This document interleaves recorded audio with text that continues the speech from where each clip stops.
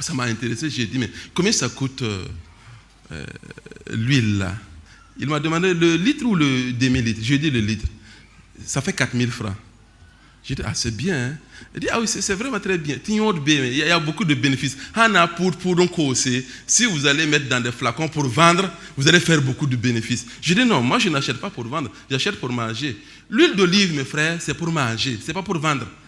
C'est simple. C'est pas pour vendre, c'est pas pour mettre dans la tête, c'est pas pour mettre dans les porte-monnaies, c'est pas pour mettre sur la voiture. Pas... En fait, on devient idolâtre. On est en train de paganiser le christianisme. On est en train de paganiser le christianisme. Vendre l'huile, ça ne suffit pas, on commence à vendre l'eau. C'est ça, hein? On vend l'eau.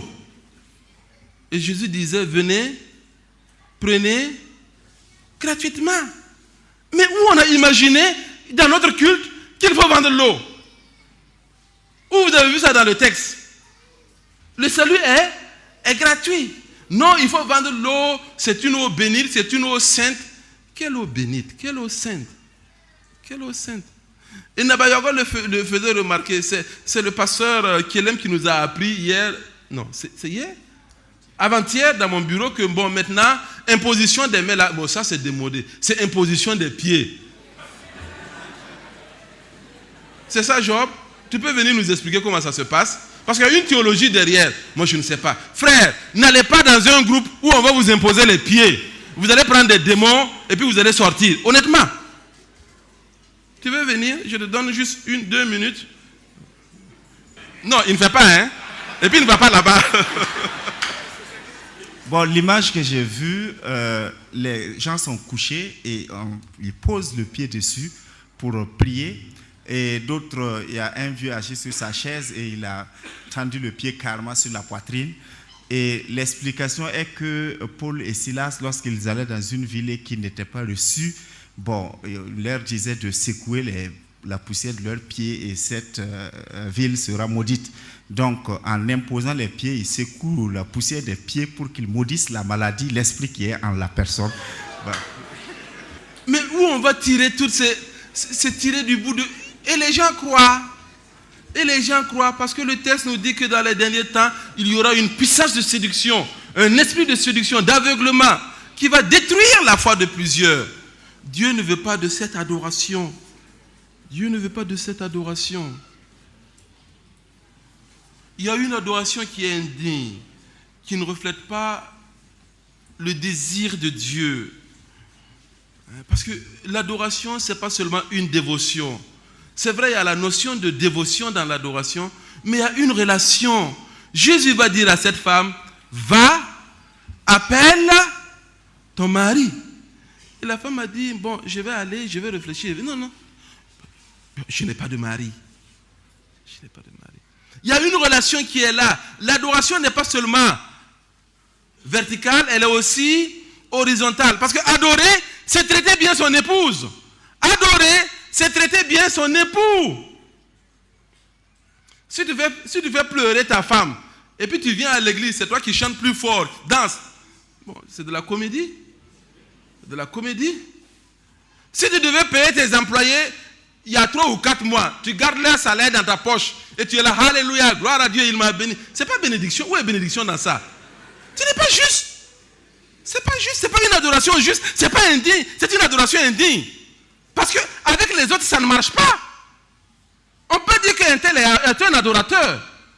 Je suis dans un cercle où on réfléchit sur l'éthique. Et je représente le monde évangélique.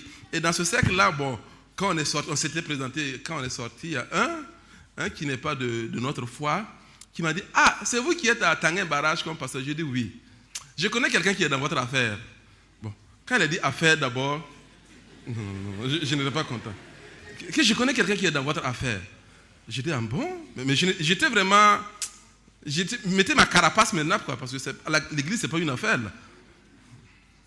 Ah, c'est mon voisin. J'ai dit, ah bon? C'est le meilleur voisin du monde. Gloire à Dieu. J'ai dit, gloire à Dieu, gloire à Dieu. Et il m'a dit son nom. Je dis, gloire à Dieu. Gloire à Dieu. Si quelqu'un qui n'est pas chrétien peut dire d'un tel, tu es le meilleur voisin du monde. Gloire à Dieu.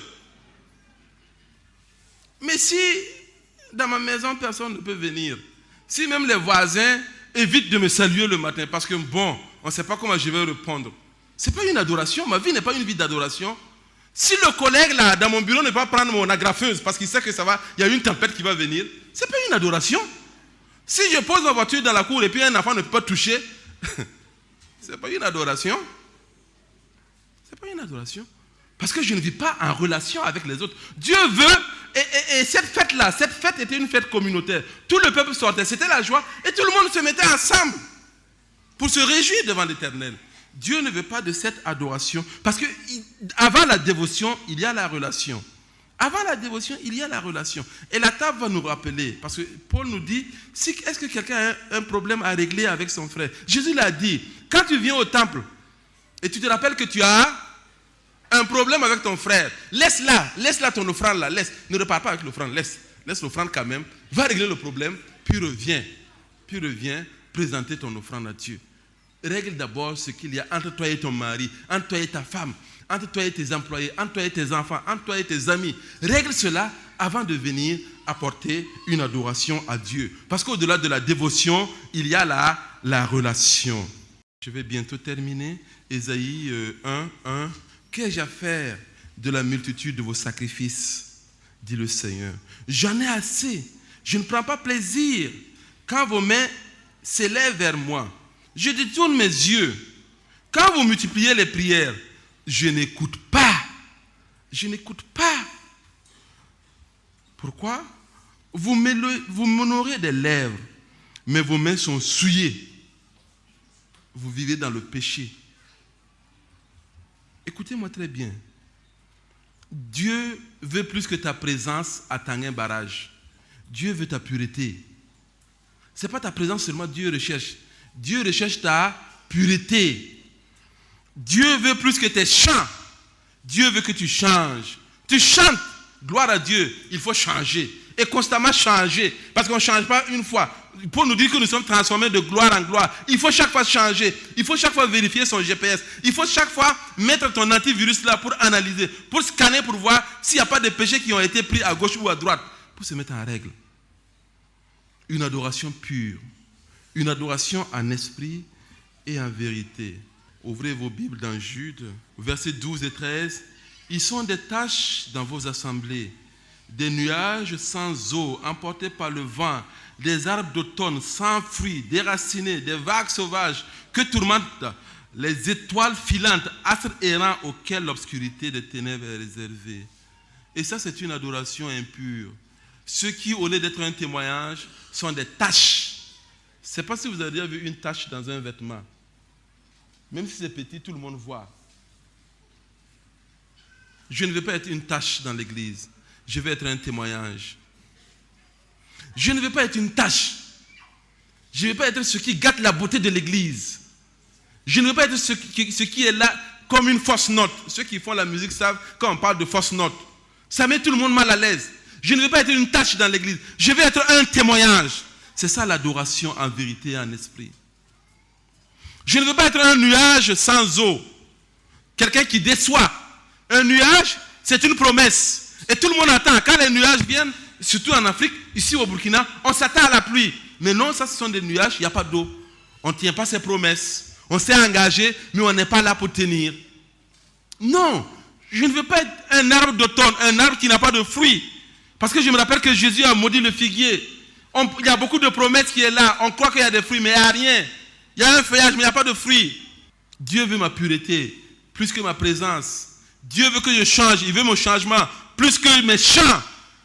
Dieu veut la relation, en plus de la dévotion. Il y a ceux qui sont des étoiles filantes. Et je pense que Jude parlait certainement des personnes qui ont brillé un temps dans l'église, mais qui sont déçus. Qui sont déçus. Déçus par le pasteur, déçus par l'église, déçus par les événements, déçus par Dieu. Et puis on laisse éteindre sa lumière, étoile filante. On a brillé un temps, mais je suis découragé. Je fais, et puis bon, je ne vois rien. On laisse tomber. Même l'autre là, il a fait comme ça, et puis on laisse tomber. Non, le Seigneur dit, rallume la flamme qui est en toi, rallume la lumière. Ne sois pas une astre qui s'éteint. un astre plutôt qui s'éteint, une étoile qui s'éteint, mais brille de nouveau pour adorer. Sukkot, c'était la fête de la lumière. Ne laissons pas ternir cette lumière-là. Ne laissons pas. Non, ne soyons pas des astres qui s'éteignent. Ne soyons pas des nuages sans eau. Ne soyons pas des taches. Mais au contraire, soyons un témoignage. Et quand on dit, un tel est de Tanguin Barrage, oui, moi aussi je suis de Tanguin Barrage. Parce qu'on est fiers d'appartenir à notre église. On adore en esprit et en vérité. Qu'on soit un témoignage, que notre lumière brille partout.